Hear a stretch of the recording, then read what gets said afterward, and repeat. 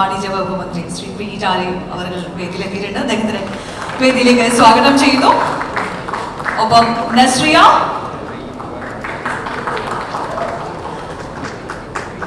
നമ്മുടെ ചെക്കൻ, നമ്മുടെ ഹീറോ വിളിക്കാല്ലേ നമുക്ക് വേദിയിലേക്ക്, Naslen. Welcome to the stage.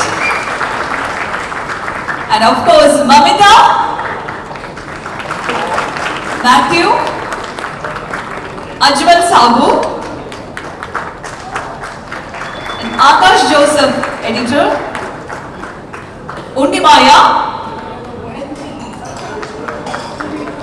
SS Karthikeya. So please join us. Fast Films, Benny Kattapana, Jose Vijay, and the co-writer Kiran Joshi, and our music director Vishnu Vijay. എല്ലാവരെയും ഈ വേദിയിലേക്ക് ക്ഷണിക്കുകയാണ്.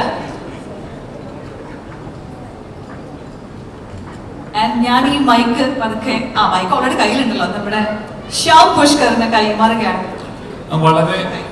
Also Suhail, അദ്ദേഹത്തിനെ കൂടി വേദിയിലേക്ക് ക്ഷണിക്കുകയാണ്. സംഗീത്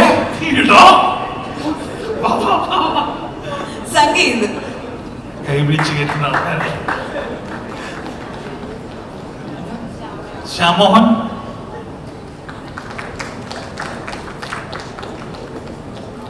അഖില ഭാഗവൻ,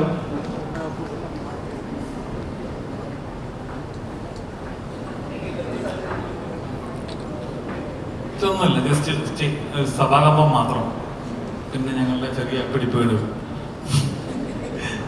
അപ്പൊ പ്രശ്നം എന്താന്ന് വെച്ചിട്ടുണ്ടെങ്കിൽ നമ്മളുടെ പ്രൊഡക്ഷൻ നമ്പർ 5 ആയിരുന്നു പ്രേമലു. അപ്പൊ അമലേട്ടന് ഭീഷ്മ പോലെ, അമ്പുക്കയ്ക്ക് പ്രേമം പോലെ ഞങ്ങൾക്ക് ഭയങ്കര ഒരു ഇമോഷണൽ ഹിറ്റായിരുന്നു ഈ സിനിമ. ഭയങ്കര നീഡഡും ഭയങ്കര വാലിഡേഷൻ അർഹിക്കുന്ന ഒരു അവസരത്തിലാണ് ഈ ഹിറ്റ് കിട്ടിയത്. അതുപോലെ തന്നെ ഞങ്ങൾക്ക് ഇങ്ങനെ ഒരുപാട് സന്തോഷമുണ്ട്. അപ്പോൾ അതുപോലെ തന്നെ ഒരുപാട് നന്ദിയുണ്ട്. പ്രൊഡക്ഷൻ നമ്പർ 5ാമത്തെ പടമായിരുന്നു പ്രേമലു.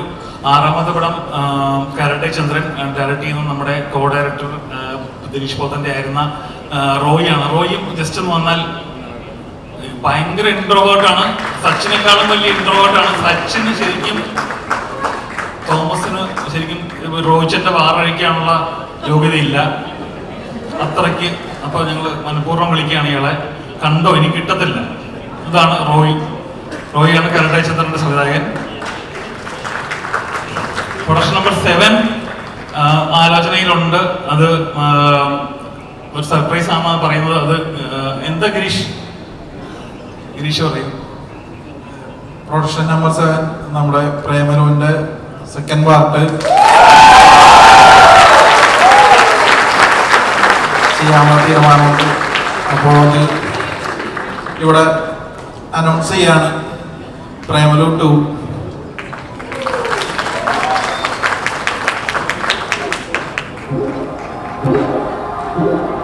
പ്രിയപ്പെട്ടവരെ, ഇവരോടൊപ്പം നിൽക്കുമ്പോൾ തന്നെ നല്ല ഊർജമാണ്.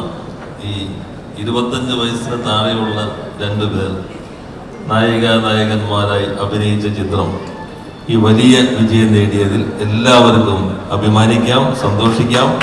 ഞാൻ ഈ നാടിന് വേണ്ടി ഈ ടീമിനെ പ്രത്യേകം അഭിനന്ദിക്കുകയാണ്.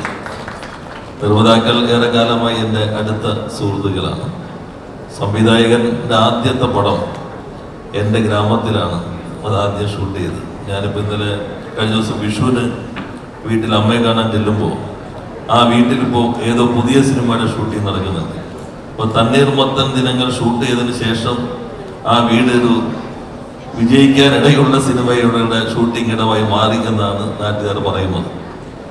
വ്യവസായ മന്ത്രി എന്ന നിലയിൽ വലിയ സന്തോഷമുണ്ട്. സിനിമ വ്യവസായം മലയാളത്തിൻ്റെ വലിയ മുന്നേറ്റത്തിലാണ്. അപ്പോൾ നമുക്ക് എല്ലാവർക്കും ഈ പുതിയ പ്രൊഡക്ഷനുകൾക്കായി കാത്തിരിക്കാം.